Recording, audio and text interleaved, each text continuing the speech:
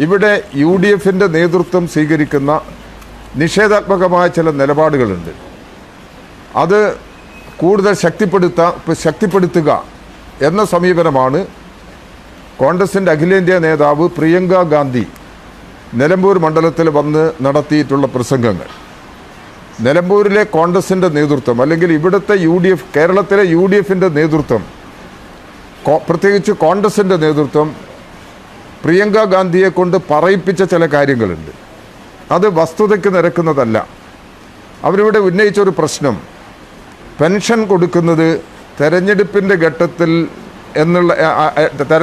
ഘട്ടത്തിലല്ല pension കുടിശ്ശികകൾ കൊടുക്കേണ്ടത്. ആരാണ്, എവിടെയാണ് അങ്ങനെ ചെയ്യുന്നത്?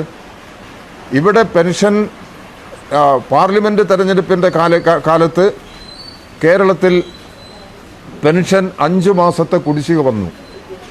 കേന്ദ്രം കേരളത്തിനെതിരായി ശക്തമായ സാമ്പത്തിക ഉപരോധം തുടർന്നുകൊണ്ടിരിക്കുകയാണ്.